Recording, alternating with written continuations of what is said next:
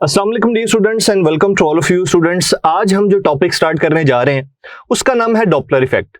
तो dear students, आप लोगों ने एफएससी में ये कॉन्सेप्ट एक सीखा होगा, आप लोगों ने डॉपलर इफेक्ट को एक्सप्लेन किया होगा, डिफाइन किया होगा। तो वर्बली मैं इसे डिफाइन कर देता हूं कि apparent change in the frequency of sound waves due to the relative motion between source and observer. अब इसी चीज को हम लोगों ने यहां पे समराइज किया है कि डॉपलर इफेक्ट में डियर स्टूडेंट्स क्या होगा, डॉपलर इफेक्ट में फ्रीक्वेंसी में चेंज आएगा, लेकिन वो चेंज कैसा होगा, मैंने मेंशन किया कि वो जो फ्रीक्वेंसी में चेंज है वो एपरेंट चेंज है। ये वर्ड बड़ा इंपॉर्टेंट है, एपरेंट चेंज की बात की जा रही है। एपरेंट का मतलब होता है गैर हकीकी। इसका मतलब ये वर्ड है स्टूडेंट्स कि जो साउंड वेव्स हैं उनकी फ्रीक्वेंसी में जो चेंज है वो इन एक्चुअल, इन रियलिटी चेंज नहीं आता फ्रीक्वेंसी में, इट सीम्स, ऐसा लगता है, इस वजह से ये टर्म यूज की जाती है, apparent change in frequency of sound waves. लेकिन ऐसा होगा कब? एपरेंट चेंज फ्रीक्वेंसी में कब आएगा? इसकी एक वजह है। वजह क्या है? Relative motion, that is more important. Relative motion किस किस के दरमियान? सोर्स और ऑब्जर्वर के दरमियान अगर रिलेटिव मोशन हो तो फ्रीक्वेंसी में एपरेंट चेंज आएगा। इसी को हम लोग डॉपलर इफेक्ट का नाम देते हैं। अब डियर स्टूडेंट्स, एक बात बड़ी अहम है, मैंने जब इसे डिफाइन किया, मैंने जब इसे आपके सामने एक्सप्लेन किया, तो मैंने तो साउंड वेव्स की बात की, मैंने तो लाइट वेव्स की बात ही नहीं की। लेकिन याद रखिएगा dear students, Doppler effect is applicable to both sound and light waves. और ये जो मैंने लाइन आपके सामने लिखी है, यूजुअली ये एमसीक्यूज में पूछी जा सकती है। तो एमसीक्यूज के लिए इंपॉर्टेंट है ये एमसीक्यू के तौर पे अक्सर डिस्कस किया जाता है कि Doppler effect is applicable to what. तो Doppler effect is applicable to both sound and light waves. तो डियर स्टूडेंट्स, अब इसके ना कुछ केसेस हैं आपकी टेक्स्ट बुक के अंदर, आइए जरा उन केसेस को हम वन बाय वन डिस्कस करते हैं। तो नंबर वन डियर स्टूडेंट्स, जो हमारा केस है वो ये है कि when observer is moving towards stationary source. ठीक है जी, यहां पे मैं मेंशन कर देता हूं, सोर्स डियर स्टूडेंट्स रेस्ट पे है, ठीक है, और डियर स्टूडेंट्स एक ऑब्जर्वर है लाइक दिस, ठीक है। ये ऑब्जर्वर मूव कर रहा है किधर? सोर्स की तरफ। और ये जो ऑब्जर्वर है ये किस स्पीड से मूव कर रहा है? इसे हमने u नॉट कह दिया। u is the speed of और ऑब्जर्वर। तो ऑब्जर्वर किस स्पीड के साथ सोर्स की तरफ मूव कर रहा है? तो ये फर्स्ट केस है in which an observer is moving towards stationary source. Source कौन है? ये सोर्स जो है बेसिकली डियर स्टूडेंट्स ये साउंड का सोर्स है। तो आइए जरा इसको सीखते हैं। ये देखें, लेट्स से मैं यहां पे कह सकता हूं कि ये एक सोर्स है जो कि रेस्ट पे है, इसलिए मैंने सोर्स की स्पीड को 0 कर दिया। अब डियर स्टूडेंट्स, ये जो सोर्स है ना, ये मल्टी डायरेक्शंस में, डिफरेंट डायरेक्शंस में साउंड इमिट कर रहा है, और उस साउंड की जो स्पीड है डियर स्टूडेंट्स वो v है, ठीक है। इसी तरह से ये इस डायरेक्शन में भी एक साउंड इमिट कर रहा है। तो साउंड की स्पीड क्या है? v। तो source is emitting a particular sound of particular frequency with speed v। यहां पे देखिए, जैसे मैंने आपको बताया हेडिंग के अंदर, मेन हेडिंग में, बिल्कुल इसी तरह से हम यहां पे डिस्कस कर रहे हैं कि dear students this is observer और ये इधर मूव कर रहा है, ठीक है, स्टेशनरी सोर्स की तरफ, और उसकी स्पीड क्या है? u। अब डियर स्टूडेंट्स, यहां पे ये बात भी समझ लीजिए कि ये सोर्स जो साउंड इमिट कर रहा है डिफरेंट डायरेक्शंस में, उस साउंड की original frequency, real frequency f है। अब ये ऑब्जर्वर इसकी फ्रीक्वेंसी को जो सुनेगा, जो सेंस करेगा, वो ऑब्जर्व्ड फ्रीक्वेंसी होगी, एपरेंट फ्रीक्वेंसी होगी डियर स्टूडेंट्स, उसे f डैश का नाम दिया जाएगा। तो ये फर्स्ट केस आपके सामने है। डेरिवेशन हमारे एंट्रेंस एग्जाम में इंक्लूडेड नहीं है डियर स्टूडेंट्स, हमने अल्टीमेट रिजल्ट्स की तरफ जाना होता है। तो फर्स्ट केस आपके सामने, इसका जो फॉर्मूला डियर स्टूडेंट्स वो आपने मेमोराइज करना, याद रखना, वो ये है, f dash is equal to v plus u not over v into f। इसका मतलब ये हुआ डियर स्टूडेंट्स कि जो एपरेंट फ्रीक्वेंसी है it will be greater than real frequency. और कई बच्चे तो ये सोच रहे होते हैं कि ये दरमियान में प्लस साइन क्यों आ गया, पॉजिटिव यहाँ पे प्लस क्यों है, ये नेगेटिव क्यों नहीं है। डियर स्टूडेंट्स, ये रिलेटिव मोशन की वजह से है। आप लोगों ने प्रीवियसली रिलेटिव वेलोसिटी का कॉन्सेप्ट पढ़ा है, तो ये इस वजह से है। ये देखें, साउंड की स्पीड इस तरफ है, ऑब्जर्वर की स्पीड इस तरफ है, तो ऑपोजिट डायरेक्शन में हमने ऐड कर दिया। तो ये रिलेटिव की वजह से, रिलेटिव वेलोसिटी के कॉन्सेप्ट की वजह से ऐसे है। तो डियर स्टूडेंट्स, ये फर्स्ट केस आपके सामने है, इसका फॉर्मूला आपने याद रखना है। जब कभी स्टेटमेंट में ये बात की जा रही हो कि एक ऑब्जर्वर इस स्पीड के साथ स्टेशनरी सोर्स की तरफ मूव कर रहा है, तो आपने ये वाला फॉर्मूला यूज करना है डियर स्टूडेंट्स। आइए जरा सेकंड केस को डिस्कस करते हैं कि सेकंड केस क्या है। डियर स्टूडेंट्स, सेकंड केस में ये डिस्कस किया जाता है कि जो सोर्स है ना वो स्टैटिक ही है, वो रेस्ट पे ही है। सोर्स ये मैंने यहां पे लिख दिया कि ये रेस्ट पे है, लेकिन डियर स्टूडेंट्स अब जो ऑब्जर्वर है ये सोर्स से अवे मूव कर रहा है। ये ऑब्जर्वर है और ये अवे मूव कर रहा है किस स्पीड के साथ? u नॉट स्पीड के साथ। तो आइए डियर स्टूडेंट्स ये देखते हैं कि जब कभी ये केस आ जाए फिर फ्रीक्वेंसी को हम कैसे देखते हैं। तो डायग्राम ये आपके सामने बनी हुई है। जस्ट एक काम करते हैं, अब मैं यहाँ पे ये मेंशन कर देता हूँ कि ये जो आपको नजर आ रहा है डियर स्टूडेंट्स, ऑब्जर्वर ये अवे मूव कर रहा है किस स्पीड के साथ? u नॉट स्पीड के साथ। तो इसकी जो फ्रीक्वेंसी होगी, जो ये सुन रहा होगा दूर जाते पे, वो इस तरीके से फाइंड आउट की जाती है। f dash is equal to v minus u not over v into f। तो डियर स्टूडेंट्स, यहां से हमें जो रिजल्ट मिलता है वो ये मिलता है कि एपरेंट फ्रीक्वेंसी और observed frequency is less than real frequency. Dear students, अब फिर आपका यहां पे क्वेश्चन होना चाहिए जो कि एक बड़ा लॉजिकल क्वेश्चन है कि सर देखें यहां पर तो प्लस है, यहां पे माइनस आ गया। मैंने आंसर किया था ये रिलेटिव वेलोसिटी के कॉन्सेप्ट की वजह से है। देखें, साउंड की जो स्पीड या वेलोसिटी है वो भी इसी डायरेक्शन में है और ये जो ऑब्जर्वर है वो भी इसी डायरेक्शन में अवे मूव कर रहा है इस सोर्स से। तो u नॉट वेक्टर देखें आप, ठीक है जी, वेलोसिटी का वेक्टर देखें और यहां पे आप वेलोसिटी का वेक्टर देखें, दोनों सेम डायरेक्शन में है तो सेम डायरेक्शन में सबट्रैक्शन करते हैं, इस वजह से यहां पे नेगेटिव साइन है। तो ये डियर स्टूडेंट्स सेकंड फॉर्मूला है जो आप लोगों ने याद रखना है। अब डियर स्टूडेंट्स एक थर्ड केस है। देखें, पहले जो दो केसेस है ना डियर स्टूडेंट्स, इसमें आपने ऑब्जर्व किया कि जो सोर्स है वो रेस्ट में है और ऑब्जर्वर टुवर्ड्स मूव कर रहा है और अवे मूव कर रहा है। डियर स्टूडेंट्स, अब पता क्या होगा थर्ड केस के अंदर, जो हमारा सोर्स है वो मूविंग होगा और जो ऑब्जर्वर है वो क्या होगा? रेस्ट पे होगा। तो आइए जरा इस चीज को देखते हैं। डियर स्टूडेंट्स, अब ये देखें, ये आपके सामने एक लेट्स से ऑब्जर्वर है, ठीक है जी, और ये रेस्ट पे है डियर स्टूडेंट्स, ठीक है। तो ऑब्जर्वर की स्पीड हो गई 0, इस चीज को आपने याद रखना है। u नॉट ये ऑब्जर्वर की स्पीड है, ये रेस्ट पे है। अब यहां पे डियर स्टूडेंट्स एक सोर्स है, ठीक है, जो कि इधर मूव कर रहा है। अब सोर्स इधर मूव कर रहा है तो उसकी स्पीड होगी us। और डियर स्टूडेंट्स, वैसे तो ये सोर्स डिफरेंट डायरेक्शंस में साउंड इमिट कर रहा होगा, लेकिन मैं जानबूझ के सिर्फ वही डायरेक्शन कंसीडर कर रहा हूं साउंड की स्पीड या वेलोसिटी की जो इस डायरेक्शन में है। तो let's say this is the velocity of the sound. तो अब आप देख सकते हैं कि ये दोनों वेक्टर सेम डायरेक्शंस में है, ठीक है। तो अब क्या होगी? सबट्रैक्शन होगी। तो इस वजह से ये जो थर्ड केस है डियर स्टूडेंट्स, इस केस में जो फ्रीक्वेंसी ये ऑब्जर्वर सुनता है, ऑब्जर्व करता है, f डैश, इसको यूं लिखा जाता है v over v minus us into f। और डियर स्टूडेंट्स, इसका मतलब ये है कि जो फ्रीक्वेंसी है f dash it is greater then f।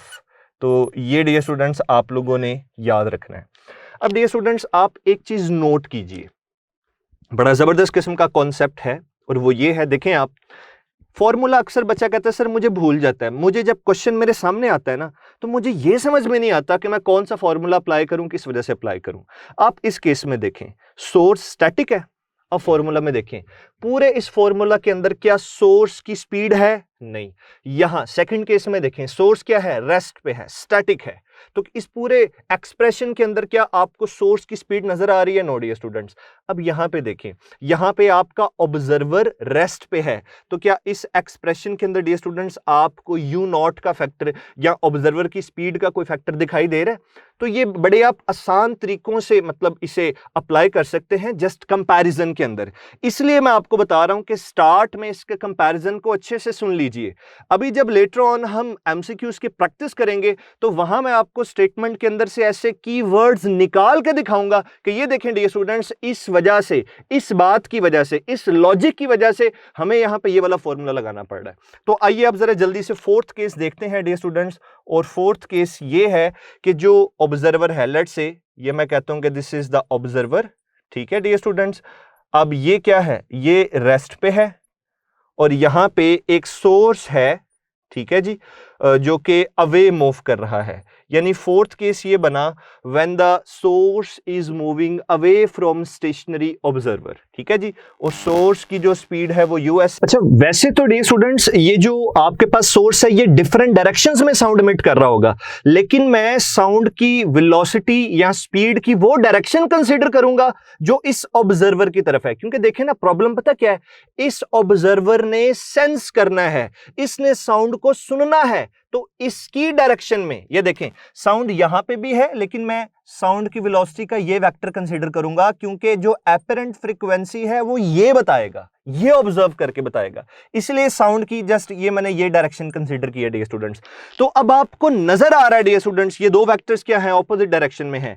इसी वजह से अब जो एपरेंट फ्रीक्वेंसी का फॉर्मूला है f dash is equal to v over v plus u s, ठीक है डियर स्टूडेंट्स, इनटू यहां पे लिखेंगे एफ। तो स्टूडेंट्स इसका मतलब ये हुआ कि जो एफ डैश है it is less then F.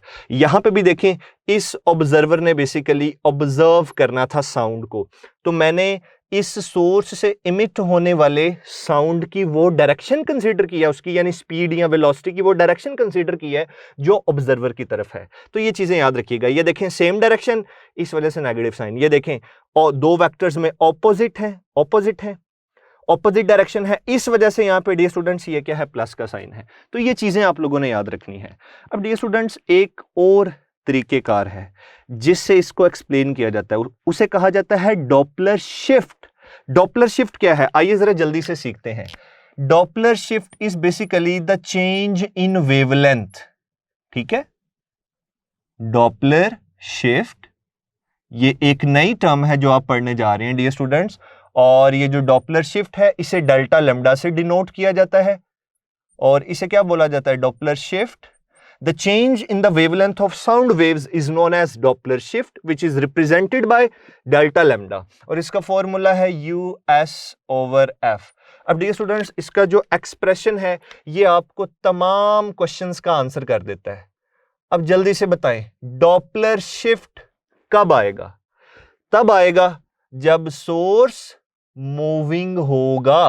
पहले दो केसेस जिसमें सोर्स स्टैटिक है, यूएस सोर्स की स्पीड 0 ओवर समथिंग 0, तो पहले दो केसेस के अंदर डॉपलर शिफ्ट नहीं आ रहा। पहले दो केसेस के अंदर जो साउंड की वेवलेंथ है उसमें शिफ्ट नहीं आ रहा। ये चीज याद रखनी है आपने।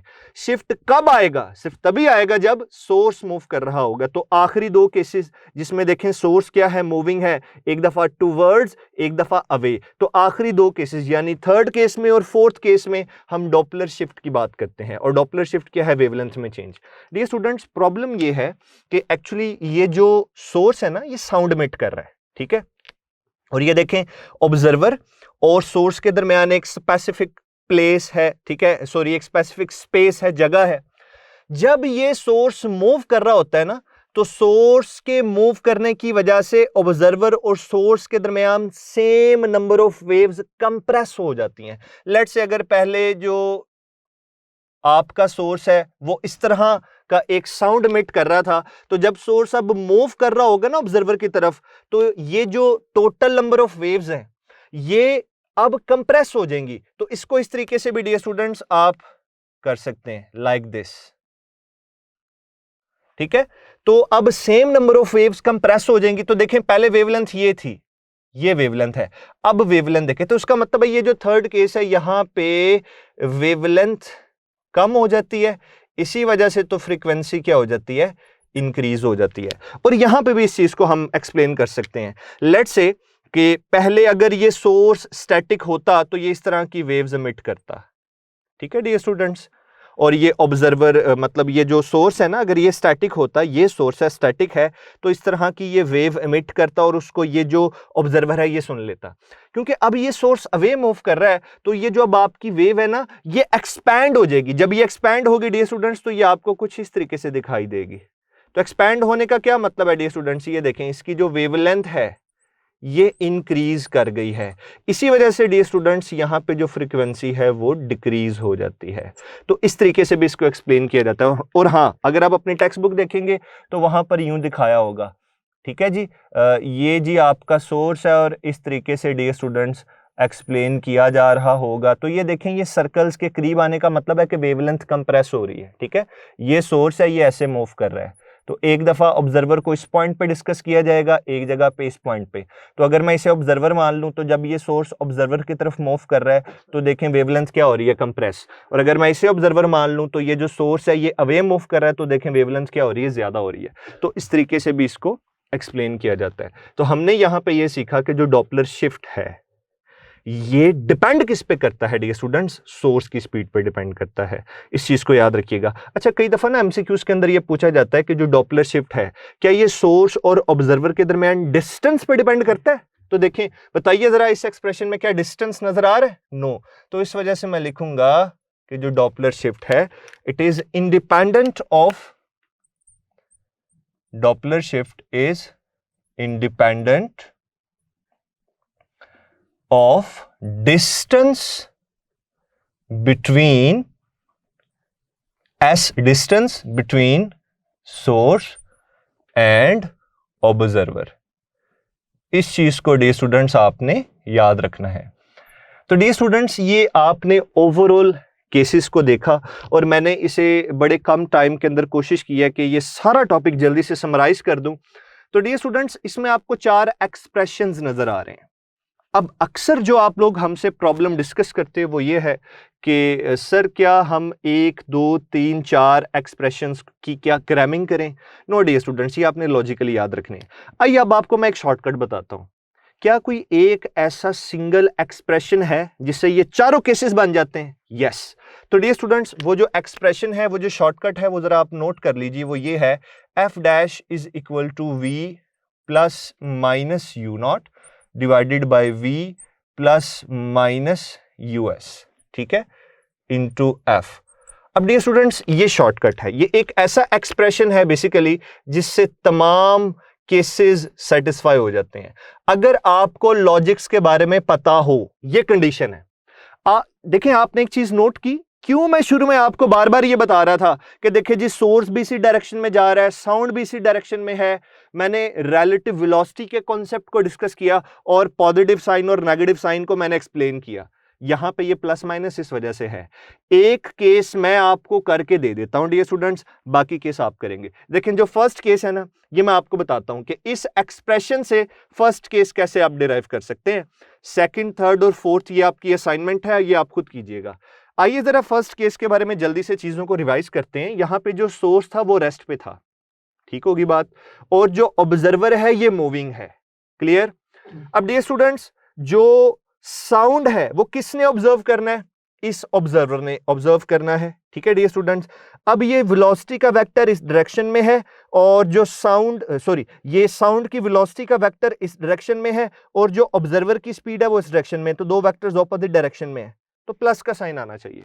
तो देखिए जरा यहां से जो फर्स्ट केस है डियर स्टूडेंट्स उसे मैं कैसे लिखूंगा, f dash is equal to v plus minus. इसका मतलब है दो केसेस है, एक केस में प्लस आएगा, एक में माइनस आएगा। बताएं यहां पे प्लस आएगा कि माइनस आएगा? आप लोग देखें, ये मैं डिस्कस कर रहा था, एक ये वेक्टर है, एक ये वेक्टर है, ऑपोजिट डायरेक्शन में है।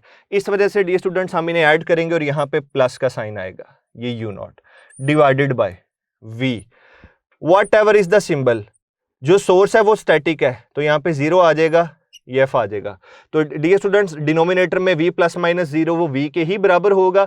इस वजह से ये बन जाएगा v plus u not divided by v into f। तो देखें इस एक सिंगल एक्सप्रेशन से मैंने आपको बताया कि आप किस तरीके से एक फॉर्मूला डिराइव कर सकते हैं। अब डियर स्टूडेंट्स आइए हम डिफरेंट एमसीक्यूज को डिस्कस करते हैं और ये देखते हैं कि किस तरह से हमें एमसीक्यूज पूछे जा सकते हैं। डियर स्टूडेंट्स, डॉपलर इफेक्ट से रिलेटेड जो हमें डिफरेंट एमसीक्यूज पूछे जा सकते हैं, उसमें से जो फर्स्ट एमसीक्यू है, लेट से वो आपसे इस तरीके से पूछा जा सकता है। वैसे तो स्टेटमेंट के अंदर आपको कंप्लीट एक इंफॉर्मेशन दी होगी। लेट से मैं स्टेटमेंट को वर्बली आपके सामने बोलता हूं, जरा इसे गौर से सुनिएगा। डियर स्टूडेंट्स, वर्बली मैं एक्सप्लेन कर रहा हूं और स्टेटमेंट ये है, the source of sound is moving towards a stationary observer with the speed of 1/3 of speed of sound. ठीक है, if the frequency of sound is 100 hertz, then what will be the observed frequency heard by the observer. तो इस scenario को अब जरा draw कर लेते हैं। डियर स्टूडेंट्स, मैंने आपके सामने ये बोला कि एक स्टेशनरी ऑब्जर्वर है, ठीक है जी, और इस स्टेशनरी ऑब्जर्वर की तरफ एक जो सोर्स है वो मूव कर रहा है। ये सोर्स है, ऑब्वियसली ये डिफरेंट डायरेक्शंस में क्या कर रहा होगा डियर स्टूडेंट्स, साउंड को इमिट कर रहा होगा, और साउंड की जो स्पीड या वेलोसिटी है वो देखिए मैं v से रिप्रेजेंट कर रहा हूं, ठीक है, और ये मल्टी डायरेक्शंस में यानी डिफरेंट डायरेक्शंस में साउंड इमिट कर रहा है, ठीक है। और डियर स्टूडेंट्स, यहाँ पे मैंने आपको इंफॉर्मेशन ये प्रोवाइड की है कि ये जो सोर्स है साउंड का, it is moving with the speed of 1/3 of speed of sound towards the stationary observer. और मैंने ये बोला कि यहां से जो साउंड इमिट हो रहा है, अगर उस साउंड की original frequency, real frequency is 100 hertz, then what will be the frequency heard by this observer? वो है f dash, apparent frequency। ये डियर स्टूडेंट्स आप लोगों ने फाइंड आउट करनी है। तो इस तरह के क्वेश्चंस को हम किस तरीके से डिस्कस करते हैं? वैसे तो मैंने भी आपको वर्बली स्टेटमेंट में बताया कि इस तरीके से क्वेश्चन पूछा जाएगा, लेकिन मैंने एक कंप्लीट सिनेरियो आपको दिखा दिया। तो डियर स्टूडेंट्स, स्टेटमेंट को पढ़ने के बाद आप माइंड के अंदर मैपिंग कर सकते हैं, आप माइंड के अंदर चीजों को ड्रॉ कर सकते हैं, इमेजेस बना सकते हैं, जैसे ये आपके सामने है। तो यहां से फौरन से समझ में आ जाता है कि कौन सा केस बनेगा। अगर आप गौर से देखें तो ये डॉपलर इफेक्ट का थर्ड केस है, जिसमें जो सोर्स ऑफ साउंड है वो स्टेशनरी ऑब्जर्वर की तरफ क्या कर रहा होता है, मूव कर रहा होता है। तो फौरन से पता चला कि यहां पे जो हम फॉर्मूला अप्लाई करेंगे वो होगा f dash is equal to v/v minus us into f। ठीक है डियर स्टूडेंट्स, अब देखिए जरा यहाँ पे वैल्यूज हम कैसे पुट करेंगे। v एज इट इज, ये v भी एज इट इज, और सोर्स की स्पीड कितनी है, it is 1/3 of speed of sound, जैसे यहाँ पे लिखा मैंने। तो डियर स्टूडेंट्स ये आ जाएगा v/3 इंटू f। अब डियर स्टूडेंट्स ये देखें, ऊपर न्यूमरेटर में ये v एज इट इज रहेगा, यहाँ पे आप एलसीएम लेंगे। जब आप एलसीएम लेंगे ये 3 आ जाएगा और ये बनेगा 3v minus v into f। ये 3 ऊपर चला जाएगा, 3v माइनस v 2v, तो 3v over 2v into f, v से कैंसिल हो जाएगा। तो डियर स्टूडेंट्स अब मैं डायरेक्ट लिख रहा हूं कि ये बन जाएगा 3/2 इंटू f। आइए अब जरा जल्दी से वैल्यूज को पुट करते हैं। जब वैल्यूज को पुट करेंगे डियर स्टूडेंट्स ये आएगा 3/2, ओरिजिनल फ्रीक्वेंसी है 100 को 2 पे डिवाइड करें 50 आएगा, 50 को 3 से मल्टीप्लाई करें डियर स्टूडेंट्स, तो हमारा जो करेक्ट ऑप्शन होगा दैट विल बी 150 हर्ट्ज। तो देखें इस तरीके से न्यूमेरिकल बेस्ड एमसीक्यूज आपको डॉपलर इफेक्ट से पूछे जा सकते हैं। अब डियर स्टूडेंट्स और किस तरह का एमसीक्यू आपको पूछा जा सकता है, आइए जरा जल्दी से हम सेकंड एमसीक्यू डिस्कस करते हैं। और इस एमसीक्यू को जरा गौर से देखिएगा डियर स्टूडेंट्स, और एमसीक्यू ये है कि let's say we have a train, ठीक है, और इस फास्ट मूविंग ट्रेन में एक पैसेंजर बैठा हुआ है। ये let's say this is observer और बेसिकली द पैसेंजर, ठीक है, ट्रेन में, और जो ट्रेन का इंजन है ये एक विसल को ब्लो करता है। लेट्स से ये स्टार्ट में मैंने ट्रेन का इंजन ड्रॉ किया है और आपको पता है कि यहां से एक सर्टेन विसल ब्लो कर रहा है ये इंजन, ठीक है, और इस इंजन ने जो विसल ब्लो की है, उस विसल की या उस साउंड की जो फ्रीक्वेंसी है वो है n। अब जाहिर सी बात है डियर स्टूडेंट्स, जब ट्रेन का इंजन एक विसल ब्लो करता है तो उस ट्रेन के अंदर बैठे हुए डिफरेंट पैसेंजर्स उस विसल को सेंस करते हैं, सुनते हैं। तो ये जो पैसेंजर है ये इस विसल की फ्रीक्वेंसी को जो ऑब्जर्व कर रहा है, वो आपको क्वेश्चन के अंदर गिवन है, वो है फ्रीक्वेंसी n डैश। तो डियर स्टूडेंट्स क्वेश्चन ये है कि a fast moving train is going straight, ठीक है जी, और उसके अंदर एक पैसेंजर बैठा हुआ है, वो पैसेंजर साउंड की जो फ्रीक्वेंसी को सेंस करता है वो n डैश है, विसल की ओरिजिनल फ्रीक्वेंसी n है। Now what is the relation between n and n dash? याद रहे ये n फ्रीक्वेंसी है साउंड की, ठीक है, और ये n डैश वो फ्रीक्वेंसी है जो ये ऑब्जर्वर सेंस कर रहा है। मैं आपको डिफरेंट ऑप्शंस दे रहा हूं डियर स्टूडेंट्स, इसमें से जल्दी से मुझे बताइएगा कि कौन सा करेक्ट है। Let's say n dash is greater than n, beta में है dear students n dash is less than n, Charlie में है dear students n dash is equal to n, और डियर स्टूडेंट्स डेल्टा में है कि n dash is equal to 0। Dear students मैं आपको ना एक बात बताता हूं, मैंने अभी डॉपलर इफेक्ट के टॉपिक के स्टार्ट में आपको एक बात बताई थी कि if there is no relative motion between source and observer there will be no Doppler effect. मुझे एक बात तो बताएं, जिस स्पीड से ये ट्रेन या उसका इंजन मूव कर रहा है उसके अंदर बैठा हुआ पैसेंजर भी तो उसी स्पीड से मूव कर रहा है। तो ये जो इंजन एक विसल ब्लो कर रहा है ये सोर्स है, ठीक है। सोर्स जिस स्पीड से जा रहा है उसी स्पीड से ऑब्जर्वर भी सेम डायरेक्शन में जा रहा है, तो there is no relative motion between source and observer. इस वजह से डियर स्टूडेंट्स जिस फ्रीक्वेंसी का ये साउंड है ये उसी ओरिजिनल फ्रीक्वेंसी को सेंस कर रहा होगा, सुन रहा होगा। तो पता ये चला यहां पे जो करेक्ट ऑप्शन है वो है n dash is equal to n, यानी कि दोनों फ्रीक्वेंसीज क्या होंगी, यहां पे इक्वल होंगी। तो पता चला कि हर एक क्वेश्चन को आपने पकड़ के सॉल्व करने नहीं बैठ जाना, सबसे पहले वहां से आपने लॉजिक को तलाश करना है, लॉजिक को देखना है कि क्या चीज अप्लाई हो रही है। आइए जरा एक और एमसीक्यू डिस्कस करते हैं। अब आपके सामने मैं थर्ड एमसीक्यू लिख रहा हूं डियर स्टूडेंट्स, और वो भी बेसिकली एक स्टेटमेंट है लेकिन मैं यहां पे एक सिनेरियो बना रहा हूं। Let's say this is water surface. इसे ऐसे सपोज कर लेते हैं डियर स्टूडेंट्स, एक बंदे का दिल किया वो फिशिंग करने चला गया, ठीक है, तो वो on the surface of water यहां पे ना बोट में बैठा हुआ है। ये now this is late consider that this is boat, और डियर स्टूडेंट्स यहां पे जो एक पैसेंजर है वो बोट के अंदर मौजूद है, फिशिंग कर रहा है, ठीक है जी। और यहां विद इन वाटर पानी के अंदर ना यहां पे एक सोर्स है जो कि बेसिकली ना साउंड एमिट कर रहा है, ठीक है। अब मैं आपको ये इंफॉर्मेशन दे देता हूं कि ये जो पानी के अंदर, ठीक है, डेप्थ में एक सोर्स है साउंड का, ये जब साउंड डिफरेंट डायरेक्शंस में इमिट करता है ना तो इस साउंड की जो फ्रीक्वेंसी है वो है जी 600 हर्ट्ज, और इस साउंड की जो विद इन वाटर स्पीड है वो है जी 1500 मीटर पर सेकेंड।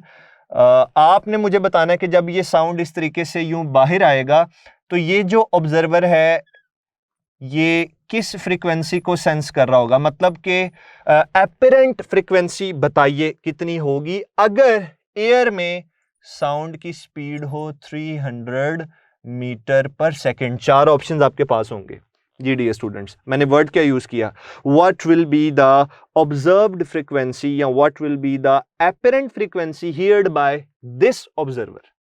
डियर स्टूडेंट्स आपको अगर याद हो तो मैंने इसी यूनिट के इसी चैप्टर के स्टार्ट में आपको एक बड़ा प्यारा कॉन्सेप्ट बताया था कि दुनिया की कोई सी भी वेव हो जब वो एक मीडियम से दूसरे मीडियम में जाती है तो फ्रीक्वेंसी चेंज नहीं होती। मुझे बताएं, is there any relative motion between source and observer? जल्दी से बताएं, ये ऑब्जर्वर है ये सोर्स है, is there any relative motion? There is no relative motion. तो यहां पे डॉपलर इफेक्ट आप अप्लाई नहीं कर सकते हो। तो डियर स्टूडेंट्स वैसे भी अगर पानी के अंदर फ्रीक्वेंसी है 600 हर्ट्ज तो मीडियम के चेंज करने से फ्रीक्वेंसी चेंज नहीं होगी, ये चीज याद रखिए, फ्रीक्वेंसी क्या रहेगी, सेम रहेगी। तो यहाँ पे डॉपलर इफेक्ट बेसिकली अप्लाई नहीं करना। तो इस तरह के क्वेश्चंस आपको करवाने का मकसद ये है डियर स्टूडेंट्स, आप जस्ट ये चीज सीखें कि डॉपलर इफेक्ट बेसिकली कब कब एप्लीकेबल है, उसकी बात कब की जाएगी। तो इस तरह के क्वेश्चंस भी पूछे जा सकते हैं जिसमें स्टूडेंट्स अक्सर ट्रैप हो जाते हैं और सॉल्व करने बैठ जाते हैं और फिर कहते हैं सर ये दो ऐसे क्वेश्चंस हैं जहां पे ये समझ में नहीं आ रहा कि कौन सा केस है ये उन चार केसेस में से जो भी हमने डिस्कस किए थे। तो आइए जल्दी से एक एमसीक्यू डिस्कस करते हैं डियर स्टूडेंट्स, और वो एमसीक्यू ये है कि लेट्स से यहां पे हमारे पास एक सोर्स है जो कि स्टैटिक है, ठीक हो गया डियर स्टूडेंट्स, ये हमें क्वेश्चन के अंदर गिवन है।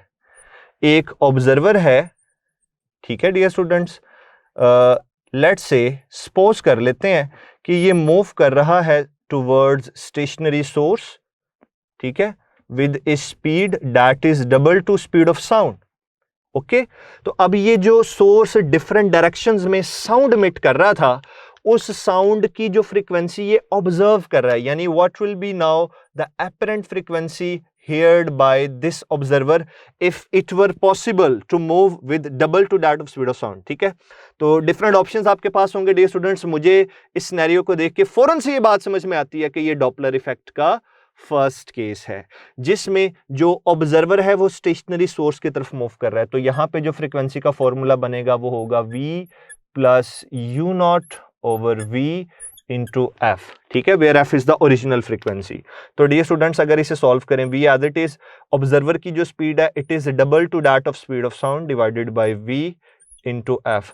डियर स्टूडेंट्स अब इसे फर्दर सॉल्व करेंगे तो ये देखें ऊपर हो जाएगा 3v over v into f. तो डियर स्टूडेंट्स ये f dash as it is, ये v है, ये 2v इसमें ऐड कर दें 3v हो गया, ये देखें v से कैंसिल हो जाएगा, तो फ्रीक्वेंसी क्या होगी, f होगी। ठीक है डियर स्टूडेंट्स, अब यहाँ पे ना अक्सर एक और बात डिस्कस की जाती है। देखिए फ्रीक्वेंसी जो वो सुन रहा होगा ना वो है 3 टाइम्स ऑफ ओरिजिनल, लेकिन डियर स्टूडेंट्स अगर मैं यहीं पे आपसे ये पूछूं कि what is the change in frequency में चेंज कितना है, तो फ्रीक्वेंसी का चेंज ऐसे निकालेंगे डेल्टा एफ, ये क्या होगा फाइनल यानी एपरेंट माइनस ओरिजिनल। तो फ्रीक्वेंसी में चेंज इधर देखें, एपरेंट क्या है 3f माइनस ये क्या है f, तो ये होगा 2f। तो चेंज कितने का आया, डबल का चेंज आया। तो ये याद रखिएगा कि वो एपरेंट फ्रीक्वेंसी को डिस्कस कर रहे हैं या आपसे चेंज के बारे में पूछ रहा है, ये दो डिफरेंट टर्म्स हैं डियर स्टूडेंट्स। अब डियर स्टूडेंट्स एक और एमसीक्यू डिस्कस करते हैं। लेट्स से एमसीक्यू आपके सामने है जिसकी स्टेटमेंट ये है, the apparent frequency of a whistle of an engine changes in ratio 6:5 as engine passes a stationary observer. If the speed of sound is equal to 352 meter per second, then what will be the speed of source? It means कि speed of engine, ये आप लोगों ने find out करना है dear students. Dear students ये एक बड़ा ज़बरदस्त किस्म का क्वेश्चन है और अक्सर बच्चों को इस क्वेश्चन में कंफ्यूजन रहती है, इसलिए मैंने सोचा कि मैं इसे आपके लेक्चर में ही डिस्कस कर देता हूँ ताकि इसकी सारी जो कंफ्यूजन है वो दूर हो जाए।